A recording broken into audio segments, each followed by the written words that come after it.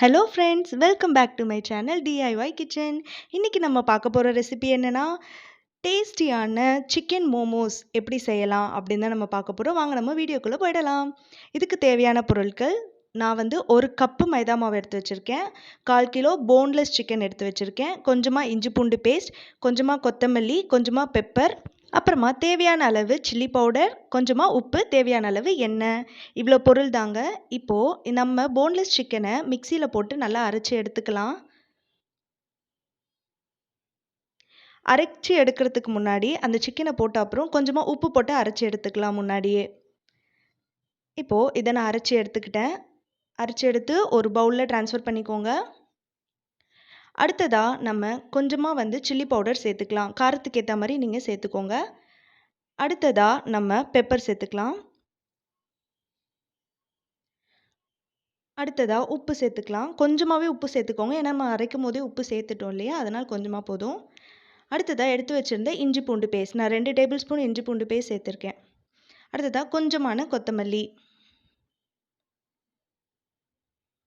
அடுத்ததாக கொஞ்சமாக எண்ணெய். எண்ணெய் எதுக்கு அப்படின்னா, நம்ம அதை மிக்ஸ் பண்ணும்போது நம்ம கையில் ஒட்டாமல் இருக்கும், கொஞ்சம் நல்லாயிருக்கும், அதுக்காக எண்ணெய். இப்போ இதை போட்டுட்டு நல்ல ஒரு மிக்ஸ் கொடுங்க. எல்லா மசாலாவையும் சேர்த்து நல்லா மிக்ஸ் ஆகட்டும். இந்த மாதிரி ஸ்டேஜ் வர வரைக்கும் நல்லா ஒரு மிக்ஸ் கொடுத்து இதை ஒரு சைடில் எடுத்து வச்சுருங்க, மூடி எடுத்து வச்சுருங்க. அடுத்ததாக நம்ம இப்போது அந்த மோமோஸ் இதுவை ரெடி பண்ணிடலாம். இதில் நான் மாவு போட்டிருக்கேன், 1 கப் மாவு நான் எடுத்திருக்கேன். மாவு போட்டுட்டு கொஞ்சமாக உப்பு, அப்புறமா தேவையான அளவு தண்ணி ஊற்றி அந்த மைதா மாவை நல்லா சப்பாத்தி மாவு அளவுக்கு நல்லா சாஃப்டாக நான் வந்து பிசைஞ்சு எடுத்துக்கிறேன். கொஞ்சமாக லாஸ்ட்டாக ஆயில் ஊற்றி நல்லா சாஃப்டாக பிசைஞ்சு எடுத்துக்கலாம்.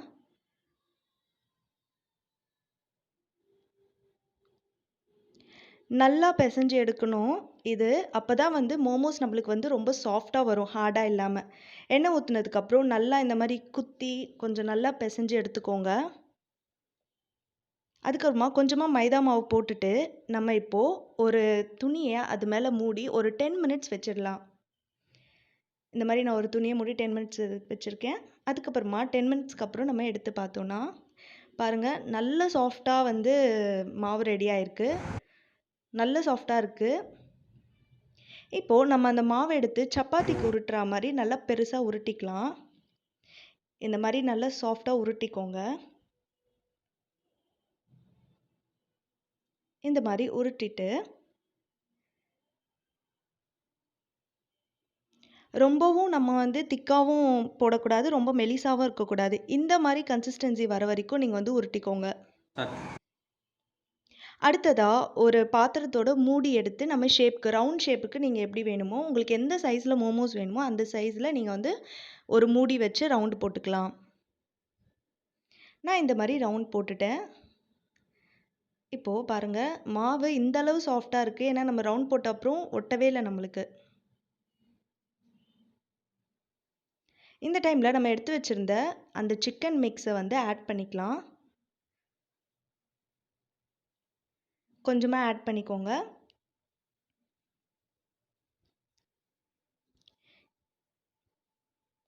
இதை ஆட் பண்ணிவிட்டு உங்களுக்கு என்ன ஷேப் வேணுமோ அந்த ஷேப்புக்கு நீங்கள் வந்து பண்ணிக்கலாம்.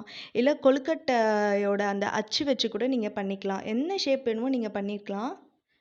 நான் எனக்கு தெரிஞ்ச ஷேப்பில் நான் பண்ணியிருக்கேன்.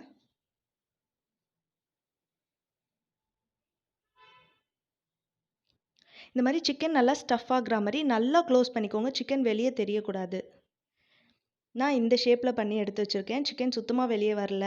இந்த மாதிரி எல்லாத்தையும் பண்ணி எடுத்து வச்சுருங்க. இப்போ நம்ம ஒரு இட்லி பாத்திரத்தில் தண்ணி ஊற்றி ஒரு 5 மினிட்ஸ் அதை கொதிக்க விட்டதுக்கப்புறம் இட்லி பிளேட்டில் நல்லா எண்ணெய் ஊற்றி தேய்ச்சிக்கோங்க. அடுத்ததாக நம்ம எடுத்து வச்சுருந்த மோமோஸை அதில் வச்சிடலாம்.